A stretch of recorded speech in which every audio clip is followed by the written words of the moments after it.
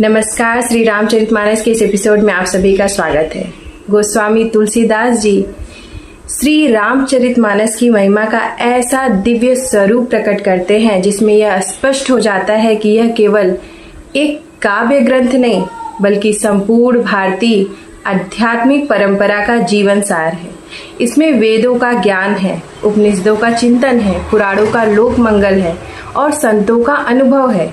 यही कारण है कि मानस को पढ़ने वाला व्यक्ति केवल कथा नहीं सुनता बल्कि धीरे धीरे अपने ही अंतर मन की यात्रा पर निकल जाता है। जे एहि कतहि सने समेता कही सुनई समुझ सचेता होई है रामचरण अनुरागी कलिमल रहित सुमंगल भागी। तुलसीदास जी कहते हैं कि जो व्यक्ति प्रेम पूर्वक सजगता के साथ और समझकर इस कथा का श्रवण अथवा कथन करता है उसके हृदय में श्री राम के चरणों के प्रति सहज अनुराग उत्पन्न होने लगता है। यह अनुराग केवल धार्मिक भावना नहीं बल्कि जीवन के प्रत्येक कर्म में मर्यादा, सत्य और करुणा को स्थापित करने वाली चेतना है। इसी कारण उसके भीतर जमे हुए कलयुग के विकार धीरे धीरे क्षीण होने लगते हैं और उसका जीवन शुभता की ओर अग्रसर होता है। श्रवण तभी फलदायी होता है जब उसमें मन की उपस्थिति हो। केवल कानों से सुनी हुई कथा स्मृति बनती है परंतु हृदय से सुनी हुई कथा संस्कार बनती है। यही संस्कार आगे चलकर चरित्र का निर्माण करते हैं और चरित्र ही मनुष्य की वास्तविक पहचान बनाता है। वेद पुराण संत मत एहु सकल सुकृत फल सुंदर तेहु राम कथा समझग नहीं तूजी जे सुन मिटई ब्रह्म भव भूजी।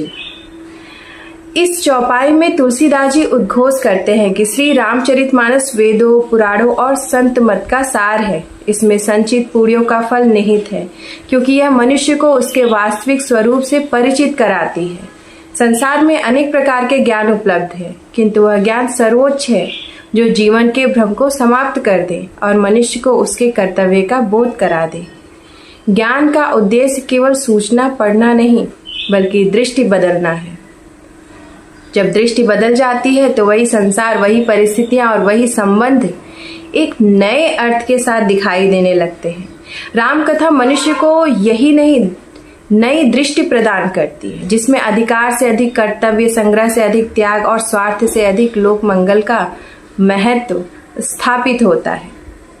रामचरित मन दीप सुहावा जय गृह रहे तिमिर नहीं आवा ज्ञान भक्ति विवेक प्रकाशा मिटे सकल संशय की त्रासा। तुलसीदास जी रामचरित को मणिदीप के समान बताते हैं।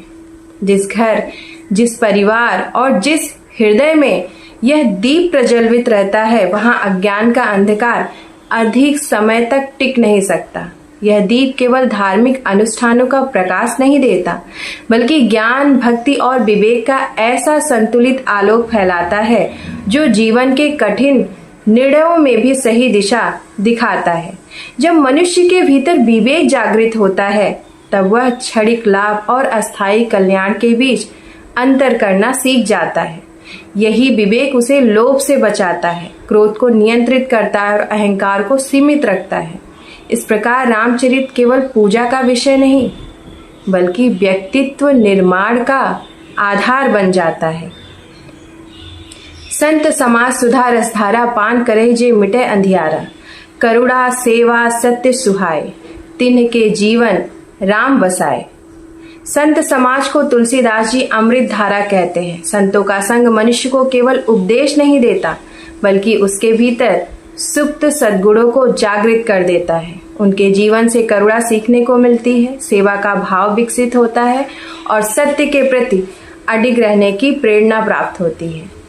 संगति का प्रभाव अत्यंत सूक्ष्म होता है। जैसे सुगंधित चंदन के समीप रहने वाला वृक्ष भी धीरे धीरे सुगंधित हो जाता है वैसे ही श्रेष्ठ व्यक्तियों का सानिध्य साधारण मनुष्य के भीतर भी असाधारण परिवर्तन उत्पन्न कर देता है।